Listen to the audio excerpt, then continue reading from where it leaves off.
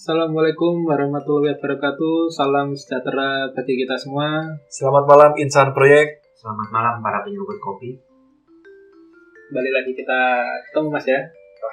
Setelah seminggu nih ya. Dan setelah seminggu kita selalu melihat kabar yang tidak menyenangkan nih. Iya, ini Indonesia lagi cukup berduka ya. Kita mengalami banyak bencana. Gempa, banjir, Pesawat Jatuh, terus longsor juga kemarin di Sumedang. Semoga ini ya, ke depannya kita dijauhkan dari cobaan. Amin, amin. Dan bagi teman-teman yang di sana, semoga dikuatkan. ya. Mungkin mau sekarang mengalami langsung, semoga membaik lah ya. Ini kan mungkin sebagian besar ada faktor karena hujan. Jadi kalau ngomong cuaca, ini kan emang lagi tinggi curah hujannya. Nah, harapannya ke depannya udah mulai berkurang. Ya, semoga kejadian yang sama tidak berulang kembali. Ya. Gitu. Mungkin karena kejadian gempa kemarin, bagi teman-teman sipil ini bisa mengembangkan ide dalam perancangan tahan gempa. Bisa, Nah, harusnya bisa. Itu kan emang kalau di kuliah sempat dibahas juga mengenai bangunan tahan gempa. Kalau di Sulawesi sebenarnya pas dulu proyek di Sulawesi itu di peta gempa dulu itu termasuknya ringan sana di kawasan Sulawesi ketimbang di daerah Jawa. Jawa kan tinggi dan menurut peta gempa itu tinggi. Nah emang peta gempa itu emang sesuatu yang harus diupdate per tahunnya atau per sekian tahun lah. Pokoknya harus ada update mengenai peta gempa. Nah mungkin sekarang peta gempa di Sulawesi udah mulai tinggi ya. Iya. Kawasan sana. Karena kan udah ada gempa pas 2018 di Palu. Ya. 19 kan 18 ya? 19 berarti. 18. Sekarang di Palu berarti di Sulawesi sudah masuk zona 4 nih. Mungkin belum lihat. Tapi malam ini kita belum ngomongin soal gempa kan Mas ya? Belum ya? Belum dulu berarti. Belum. Kita belum pakar. Jadi ngomongin apa nih Mas? Mungkin masih keterlanjutan episode minggu lalu. Minggu lalu kita ngomongin soal posisi-posisi di proyek yang sempat dianggap kurang penting, tapi ternyata vital. Nah, kan PM. Kali ini kita akan membahas posisi-posisi yang ada di project ya. Ya. Kalau bisa diartikan posisi-posisi engineering. Boleh, engineering. Dan produksi, orang lapangan. Produksinya ada juga yang bajunya orang produksi atau orang lapangan. Ini di mana? Di kubu kontraktor atau owner atau MK? Kontraktor boleh, kontraktor dulu. Nah, kalau kita mengetahui, semisal kita ini baru lulus sekolah, lulus kuliah. Iya. Kira-kira ngelamar langsung jadi pimpinan proyek itu bisa apa nggak Mas? Wow. Bisa kalau ada orang dalam ya. Bisa-bisa aja Mas. Cuma takutnya nanti ketika dia udah mengemban tugasnya malah jadi berantakan nanti. Karena knowledge mungkin punya ya, knowledge secara teknikal tambah di kampus, tapi pengaplikasiannya dan nanti ketika proyek jalan kan dia juga belum adap terhadap situasi di proyek. Jadi sebaiknya mulai dari staff teknik. Nah, ini di staff teknik. Karena di situ adalah awal karir, awal perjalanan karir. Dimulai dari situ. Semua pasti merangkak dari atas, dari bawah. Apakah semua fresh graduate itu pasti langsung masuknya staff teknik? Belum tentu. Akhir-akhir ini mulai diarahkan fresh graduate itu bisa masuk ke lapangan. Jadi dia pengetahuan dasar dapat, terus dia langsung mengaplikasikan di lapangan, lihat lapangan secara langsung lah. Jadi dia sebagai orang produksi. Jadi kalau kita mau ngomongin dulu, kita bisa ngomong dari teknik dulu. Teknik itu ada apa Mas? Staff teknik kan? Staff teknik itu sebenarnya ada banyak. Itu ada staff metode. Okay. Staff metode itu mengurusi bagian lebih ke salah membuat metode kerja yang nantinya akan diajukan ke MK dan owner. Nah itu yang nantinya akan sudah di-approve oleh MK dan kemudian bisa dilakukan di lapangan. Staff metode. Terus lanjut ke staff QS atau quantity surveyor. Orang-orang hitung. Dia fokusnya emang menghitung volume. Jadi dari total pekerjaan didapat itu dihitung volumenya, ketemu berapa. Nah kemudian ketika ada progres pekerjaan misalnya per bulan 1 bulan itu udah berapa yang dikerjakan itu disajikan dalam bentuk angka-angka. Jadi kalau ngomongin gedung udah sampai lantai 1, ya standar lantai 1 yang diajukan seperti apa? Apakah udah 3.000 kubik kah atau 5.000 kubik? Itu yang akan diajukan kepada MK dan owner untuk selanjutnya dia jadikan berita acara progres pekerjaan. Oh, lebih untuk progres ini berarti ya? Progres bisa. Terus kalau untuk internal sendiri kan GS itu biasanya buat mengevaluasi dari suatu pekerjaan itu kita butuh pendatangan barang berapa volumenya gitu. Sama untuk opnam lapangan mandor yang udah mengklaim mengerjakan pengecoran 200 kubik ton. Nah itu si GS bertanggung jawab memvalidasi bener gak yang dikerjakan si mandor itu 200 kubik itu, ya kurang atau lebih gitu. Staff GS. Terus ada lagi nih, drafter itu? Oh, drafter. Tapi kalau temen saya jarang sih yang bisa drafter itu lebih ke arah penggambaran. Jadi kalau gambar itu sebenarnya sudah ada dari zaman tender, udah ada gambarnya tapi kurang detail. Nah si gambar ini akan digodok lagi, dimasak sama drafter supaya lebih bisa diaplikasikan dan orang lapangan atau orang produksi tadi tahu detailnya. Nanti ketika dipasang di lapangan sesuai dengan kebutuhan di lapangan. Drafter itu juga yang bikin shop drawing gitu ya? Iya, drafter shop drawing. Kalau set engineer itu termasuk staff teknis? Site engineer itu sebenarnya kan bahasa umum gitu. Yang ngomongin site engineer berarti dia staff teknik secara umum. Berarti mungkin dia bisa GS, bisa bikin metode, bisa pengajuan progres. Itu tidak satu orang tapi bisa mengaplikasikan 3 jabatan gitu atau lebih. Atau lebih mungkin bisa. Atau mungkin dia bisa bagian PPD atau pengendali dokumen. Jadi dia mencatat surat-surat masuk seperti itu. Kadang-kadang ada juga yang staff teknik yang merangkap bisa itu juga. All in. Superman. Super. Jadi penting sekali ketika kita lulus kuliah, sekolah, harus mengetahui apa yang akan dia lamar pekerjaannya. Mas tahu melamar di bagian apa? PM Pak. Interview dengan HRD. Jangan sampai seperti itu maksudnya. Bapak tahu, Mas tahu job desk seorang PM menggambar. Wah. Jadi diharapkan tidak seperti itu. Memang idealnya seperti itu, Mas. Idealnya harus tahu dulu susunan organisasi. Mungkin dia mengaplikasinya sebenarnya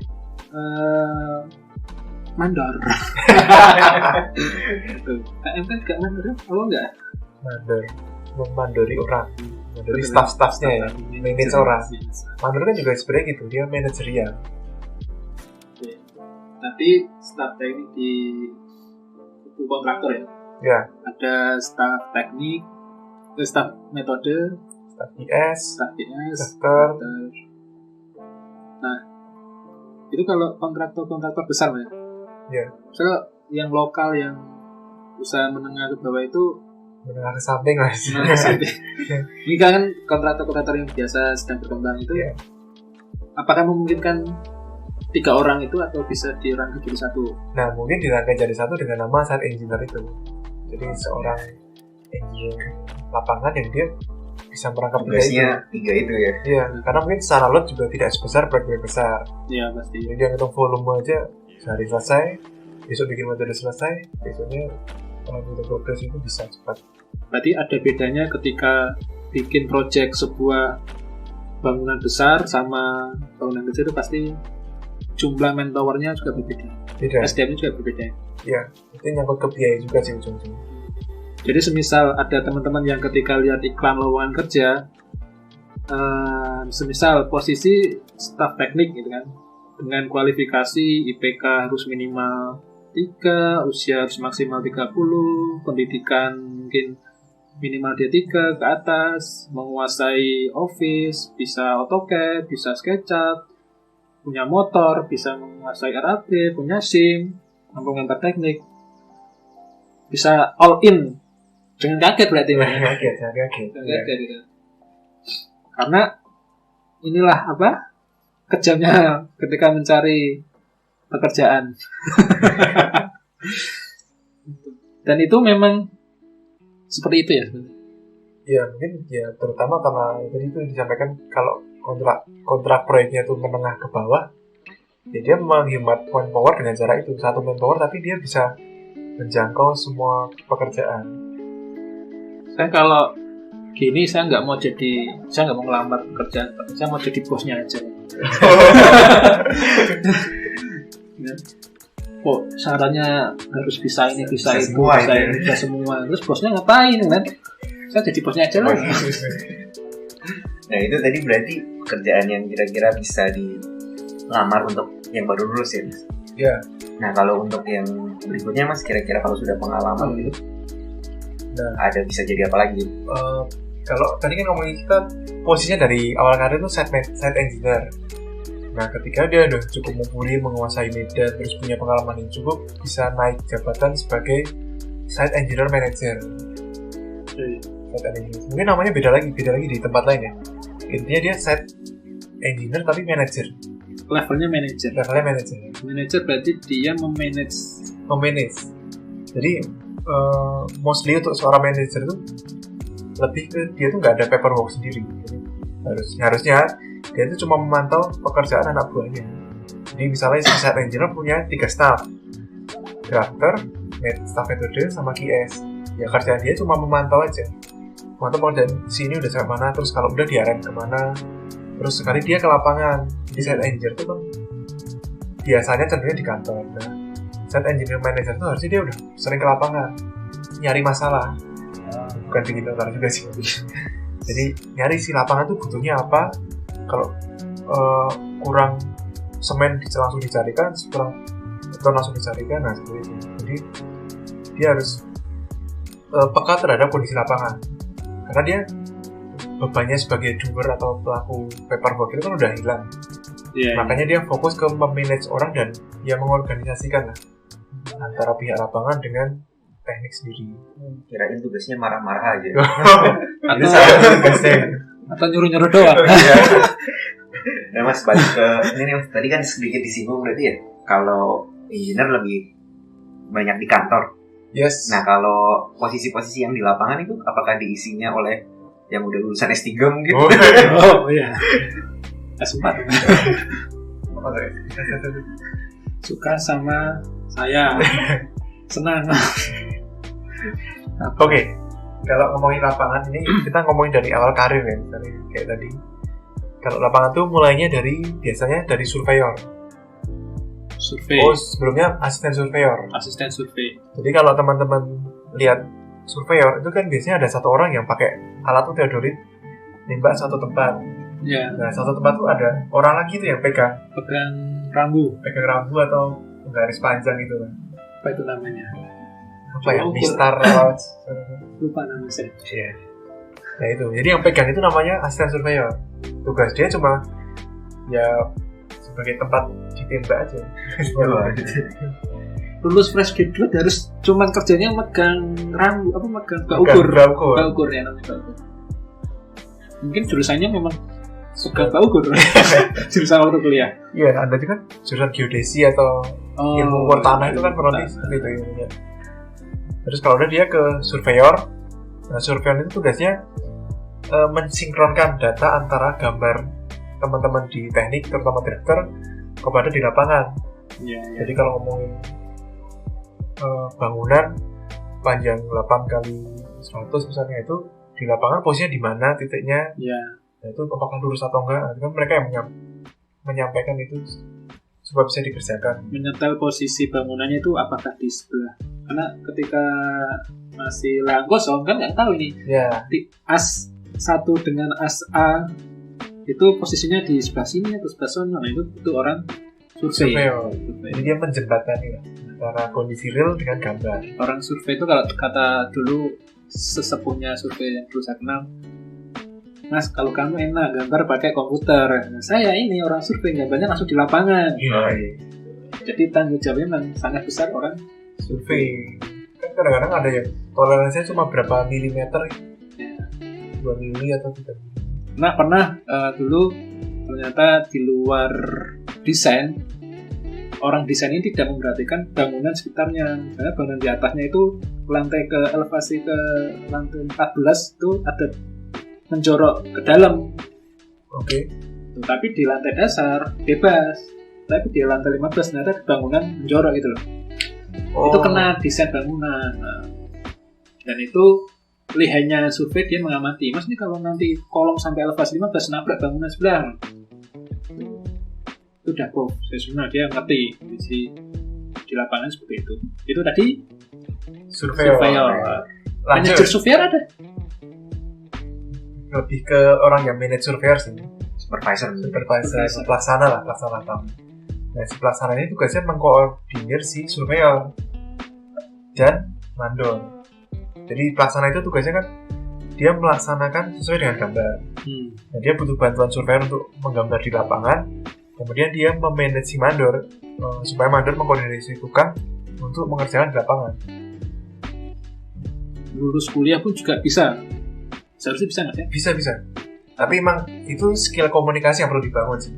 Ya maaf kata kalau ngomongin teman-teman tukang itu kan kadang-kadang pendidikannya macam-macam ya. Ada yang pendekatannya beda dengan akademis. Benar. Pendekatannya beda. Makanya emang harus hati-hati. Ini lebih ke cara mendeliver ide saja sih. Takutnya nanti salah persepsi malah salah pengerjaan di lapangan. Bahasa juga berpengaruh mas ya. Berpengaruh. Walaupun secara keilmuan mungkin si fresh graduate yang jadi pelaksana tadi udah dapat nih konsepnya. Cuma ketika ngomong ke orang lapangan malah nggak pas. Saya keinget meme yang itu, yang ada orang kulit hitam di depan komputer, sampingnya ada merhatiin, tapi dikasih note tulisan fresh graduate sipil kulit Jawa. Ini berarti bisa ya dari fresh graduate itu langsung pelaksana? Bisa, terutama akhir-akhir ini ya yang saya lihat sih, karena dulu kan mostly sebagian besar itu kalau fresh graduate masuk ke teknik ya, nah itu memang dirasa kurang ketika kepekaan terhadap lapangan itu kurang. Jadi mulai beberapa tahun terakhir ini beberapa fresh graduate yang MT ya, MT itu langsung dilempar ke lapangan dulu sama beberapa bulan atau beberapa tahun nanti baru masuk ke teknik. MT itu apa? Manajemen training. Jadi dia memang pegawai yang khusus diarahkan sebagai posisi manajerial. Oh iya, saya pernah dengar itu kayak program khusus yang misalnya berapa tahun untuk fresh graduate dilatih di beberapa bidang, setelah itu langsung jadi manajer. Jadi memang targetnya dia menduduki posisi-posisi fungsional nantinya ya. Diarahkan dia trackingnya akan menjadi seorang leader ya. Dengan mengalami berbagai macam posisi jabatan. Ya. MT namanya. MT. Itu berlaku untuk kontraktor perusahaan besar atau yang saya alami sih itu perusahaan besar ya. Karena kan meng-hire MT itu cukup mahal karena dia harus men-training secara khusus itu. Investasinya cukup mahal MT, makanya memang harus diarahkan cepat bekerja, cepat berkontribusi balik terhadap perusahaan. Mungkin kalau perusahaan kecil nggak perlu ada jalur MT mas. Emang satu orang udah rangkap semua. SM, set manager, set engineer langsung jadi set manager. Set manager yang kerjaannya masih kerja set manager. Oke. Nah, apa lagi mas? Itu kalau yang di lapangan ada apa lagi selain pelaksana? Setelah pelaksana, oke, kita lanjut ke setelah pelaksana ya. Ketika pelaksana itu naik jabatan, dia punya karir bagus, naik ke GSP. GSP itu General Superintendent ya. General Superintendent. Itu konsepnya seperti pelaksana, mengkoordinir surveyor dan mandor. Tapi si GSP ini mengkoordinir beberapa pelaksana di atasnya lagi. Di atasnya. Di atasnya. Ini kalau itu setara dengan set manager ini. Belum, ini masih di bawahnya. Masih di bawahnya. Masih belum manager. Chief pelaksana. Chief pelaksana. Oke. Karena penyebutannya beda-beda di perusahaan ini. Ya, mungkin di teman-teman mungkin jangan jadi baku aturan penamaan, karena mungkin di tiap perusahaan punya standar penamaan tersendiri ya. Yes. Kalau GSP sama, dia memanage para pelaksana atau langsung terjun melewati hierarki itu, masuk ke survei sama mandor. Idealnya sih sebenarnya dia mengawasi pelaksana ya. Cuma kadang-kadang kan mungkin pelaksananya sedang tidak ada di lapangan, atau biar cepat dia langsung nembus ke mandor atau tukang gitu. Sah-sah aja kan seperti itu? Sah-sah aja sebenarnya. Asal koordinasi udah dibangun baik ya. Artinya emang satu visi nih antara GSP tadi dan pelaksana. Setelah GSP, lanjut lagi, ini sama. Sekarang kita naik ke posisi manajer. Biasanya disebutnya Site Operation Manager. Site Operation Manager. Oh iya. Ini kan levelnya manajer tapi posisi di lapangan. Oh berarti ini di lapangan ada tingkat manajer sendiri, di Engineering ada tingkat manajer sendiri. Ya. Site Operation Manager. Mungkin di tempat lain ada yang namanya Project Production Manager. Ya, bisa. Atau mungkin di tempat lain juga aku pernah dengar Kepala Pelaksana. Kepala pelaksana Kalap. bisa. Kalap. Iya, Kalap. Kepala Pelaksana. Lapangan. Kepala lapangan. Beda bahasa, tapi secara fungsional dan jabatan sama. Mungkin karena itu kadang lapangan sama engineer nggak cocok ini ya. Iya, sering tidak cocok. Karena memang ada beda kepala di situ ya. Beda kepala dan masing-masing punya kepentingan sendiri. Di lapangan pengen pekerjaan cepat, sementara di engineer kadang-kadang ngerem nih biar nggak terlalu boros biayanya. Beda visi. Atau mungkin bisa diartikan, dulu saya pernah dengar ada omongan kepala engineering. Kalau di engineering tuh mencari keuntungannya, profitnya di sebuah project. Jadi mengevaluasi value-nya. Kalau engineering memang value VO-nya, value apa namanya? Variation order. Tapi kalau di lapangan itu, ya gimana caranya untuk mengestimasi secara tepat waktu dan tepat mutu. Ya. Sehingga ya jor-joran lah bahasanya di lapangan itu kerjain ya. Bagusnya kalau saling terintegrate, terkomunikasi. Kebutuhan lapangan kita support oleh engineering, kebutuhan engineering pun juga disediain oleh lapangan, sehingga sinergi. Nah, makanya di Break ada satu lagi untuk pimpinan tertinggi. Apa itu? Nah, Mandor.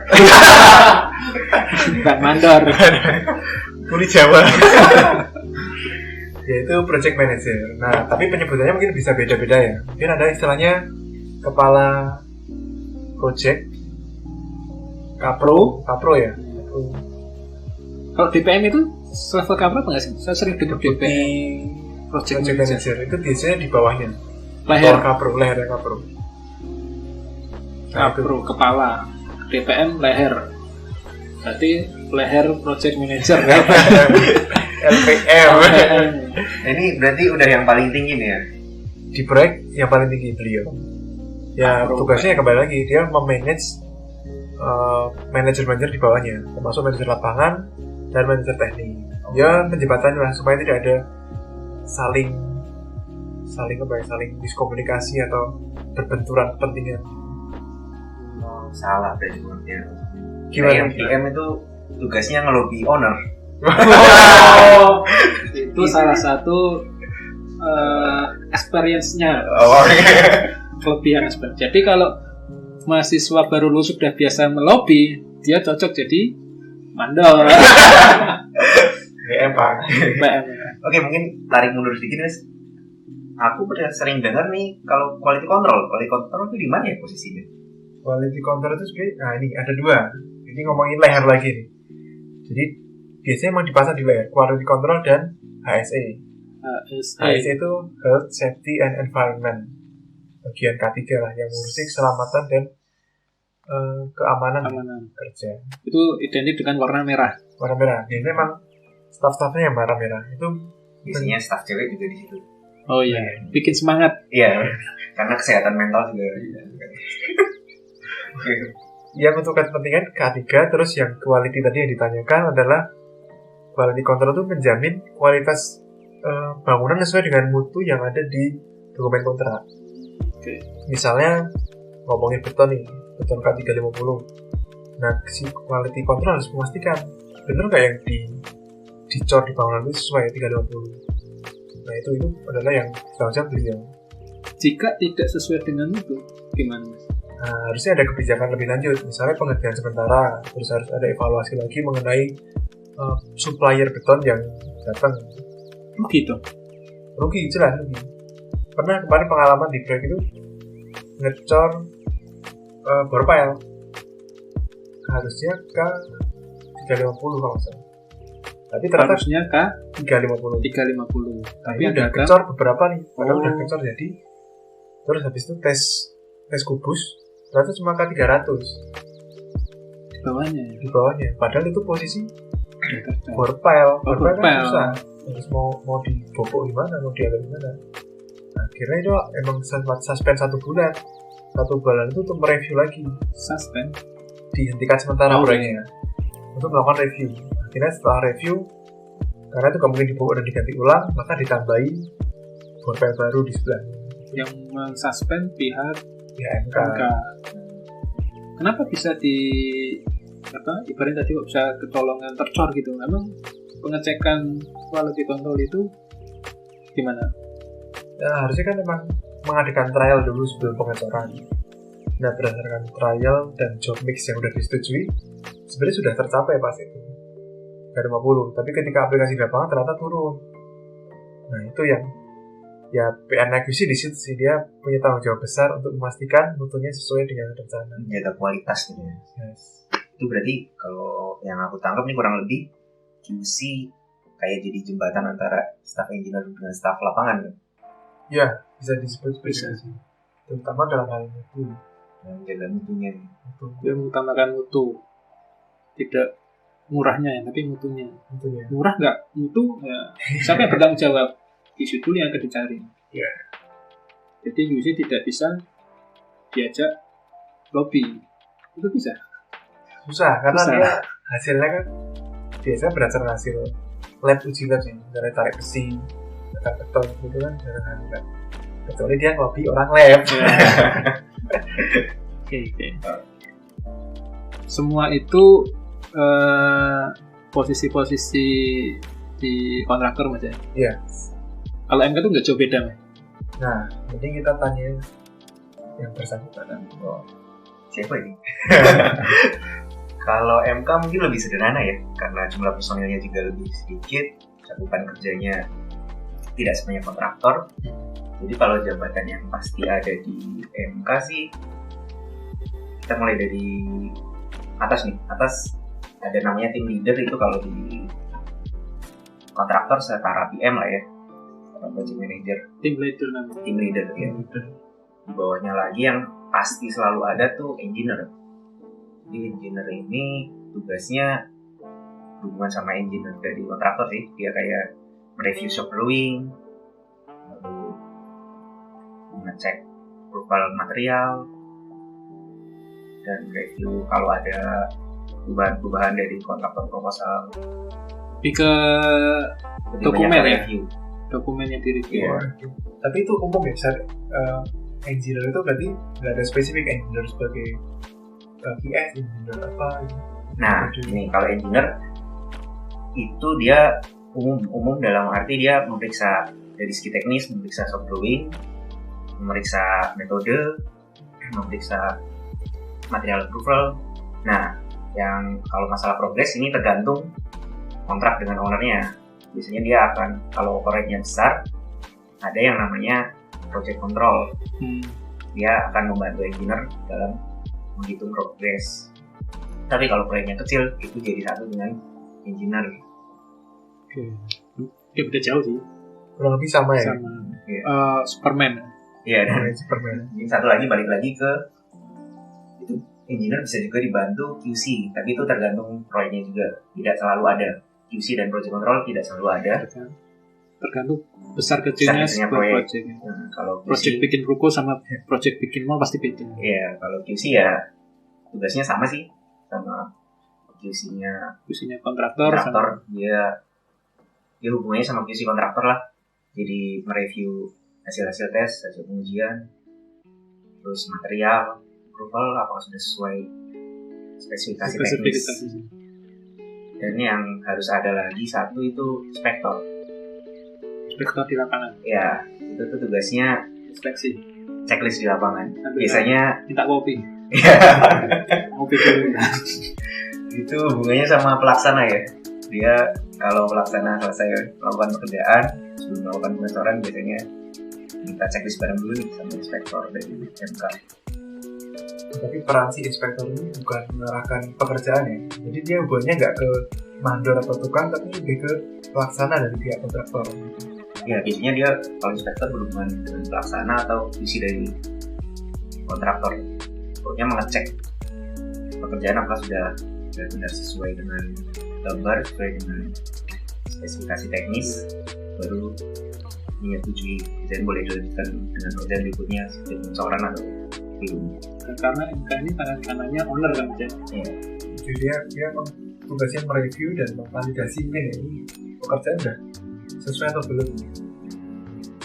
Oh iya, ada satu lagi nih jabatan yang penting di MK, dokumen kontrol.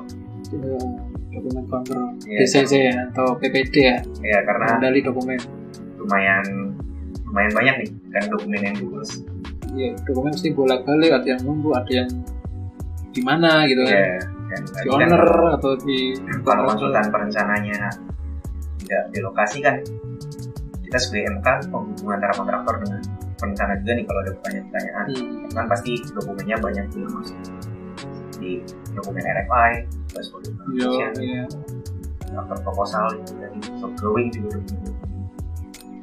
Tapi peran si engineer di MK tadi, dia bisa memutuskan keputusan nggak? Atau dia ketika dilempar suatu proposal tadi dilempar lagi ke konsultan gitu, atau bisa diputuskan sendiri? Nah, itu kembali ke biasanya tergantung ini sih Mas, kontraknya, apakah perencana terlibat sampai pembangunan atau hanya di awal. Kalau hanya di awal berarti nanti keputusan perubahan desain tuh di MK, di engineer MK. Tapi kalau perencana masih terlibat dalam pembangunan, engineer MK menjadi penghubung antara kontraktor dengan perencana. Kecuali untuk mungkin kalau hal-hal yang kecil bisa langsung diputuskan juga oleh engineer MK. MK itu berarti super power sebenarnya, tapi emang dia bergerak tergantung kontraknya ya. Iya. Banyak. Kembali ke tema itu tadi, berarti semua posisi tersebut fresh graduate berarti masih bisa Mas ya di posisi-posisi itu, kecuali mungkin team leader. Iya. Cheerleader mungkin bisa. Mungkin kalau fresh graduate di MK arahnya awal ke inspektor. Iya. Karena kalau engineer kan itu butuh experience karena dan dia kalau dia experience-nya lebih sedikit daripada kontraktor, nanti malah dimain-mainin, digoblok-goblokin lah. Iya. Berat. Karena posisi MK itu setidaknya lebih di atas gitu harusnya. Iya. Makanya kebanyakan MK tuh yang sudah berusia ya biasanya. Berpengalaman. Nah, ketika fresh graduate itu apakah saya ini fresh graduate tuh, apakah berdasarkan IPK atau harus nyari pengalaman dulu? Relatif Mas ya? Relatif. Sebenarnya kalau IPK nggak perlu tinggi-tinggi, bisa kok. Bagi yang IPK-nya 2, catat. Yang membedakan mungkin hanya startnya di perusahaan mana. Starting. Nah, dan satu lagi ini agak yang menarik, mungkin jadi pembahasan. Menjadi project manager itu, saya pernah lihat sebuah IG, salah satu kontraktor besar di Indonesia, kelas inspirasi ya masalah. Di usia 28 sudah menjadi PM. Usia 28 tahun. Di kontraktor besar di Indonesia. Umur 28 tahun saya main coklat kali ya. Nah, di situ ada ada saya baca komennya itu jadi bahasa pro dan kontra sih. Mungkin banyak yang pro gitu kan, karena inspiratif. Saya harus 28 tahun, ya 28 tahun sudah jadi PM. Mungkin bagi para followernya kan, jadi saya harus 26 tahun jadi PM. Tapi juga ada yang mengontrakkan, apakah di usaha seperti itu sudah untuk mumpuni kita, atau itu hanya uji coba dari sebuah perusahaan. Bisa gimana jadi, tanggapannya? Bisa jadi itu mungkin dia ikut jalur yang sudah disebut tadi, jalur MT itu. Ya. Jadi dalam 2 tahun dia sudah jadi manajer. 2 tahun kan kalau lulus kuliah kita sekitar 24. Ya. 2 tahun dia sudah jadi manajer, kan 26 berarti udah jadi manajer mungkin. Setelah itu dia langsung ada kemungkinan dia bisa emang bahkan MT itu kan dia udah cepat karirnya, tapi ada MT yang fast track. Apa MT itu tapi fast dia track? program supaya lebih cepat lagi. Itu misalnya target standar perusahaan. Tapi emang itu untuk orang-orang yang berkompeten, jadi nggak semuanya sih. Dan mungkin yang tadi itu emang udah mumpuni dan dia punya potensi lebih, makanya diberi kesempatan oleh perusahaan untuk menjabat posisi strategis dalam usia yang cukup muda. Apakah menjabat dari posisi PM itu pressure atau suatu kebanggaan? Tergantung. Karena banyak saya memperhatikan, atau mungkin kebawa dari kebiasaan zaman dahulu, jika tidak berpengalaman di bidang itu menjadikan bumerang. Misalnya tidak berpengalaman di bidang A, ketika dia menjabat di posisi tinggi, ya kepemimpinannya kan jadi hal yang tabu gitu loh. Benar nggak sih ini? Pantas nggak sih? Ya mungkin penilaian orang kan, dengan penilaian sudut pandang orang juga berbeda-beda. Karena salah satu dari almarhum, seorang yang pernah saya jumpai itu, dia sudah pernah menjabat posisi keuangan. Dia bilang, saya nggak mau jadi manajer, saya lebih suka jadi staff, karena sosialisasinya itu lebih terasa. Orang akan menghormati karena dia jabatan atau enggak. Jadi di usia, kan mungkin mengatakan di usia 28 itu masih emosinya mungkin masih kuat ketimbang yang usia udah 40-an lebih. Benar kan Mas ya? Atau relatif? Ya kurang lebih. Nah. Kalau saya pribadi, mungkin saya sendiri pun juga kadang masih suka emosi terhadap pekerjaan gitu. Sehingga orang akan merasa ini orang gampang emosian. Mungkin ada plus minusnya Mas. Ya, jadi mungkin kalau yang masih muda emosinya masih naik turun ya, tapi mungkin dia lebih inovasinya lebih banyak. Ya. Dan di industri seperti sekarang kan kita sudah bergerak ke memanfaatkan teknologi ya. Biasanya yang muda-muda ini lebih milenial yang ditambahkan, lebih menguasai. Jadi ada plus minusnya juga sih. Iya, plus minusnya. Oke, kayaknya kesimpulannya mungkin jenjang karir pertama yang harus dipijak itu basically pasti staff teknik, staff engineering. Itu tambahan Mas? Mungkin untuk episode malamnya kita udah nggak terasa obrolannya udah hampir 1 tahun nih. Kalau dirasa ingin melanjutkan, mungkin kita bisa dilanjutkan episode berikutnya Mas ya. Ya. Karena sebenarnya asik saya mengobrolkan soal posisi-posisi ini setelah berpengalaman berapa tahun. Sudut pandang saya itu lebih banyak kurangnya.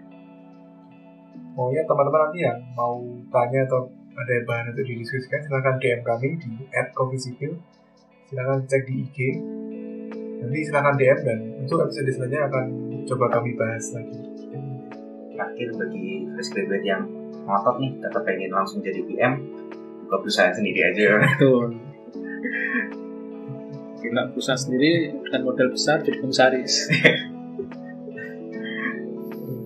Oke, untuk akhir kata jika kita ada salah kata, mungkin mohon maaf karena kita dari awal memang sifatnya adalah sharing sepengetahuan kita dan pengalaman kita. Kita tutup ya, Mas? Ya. Oke, kita akhiri dengan kata kopi sipil. Ngebut kopi sambil ngomongin proyek.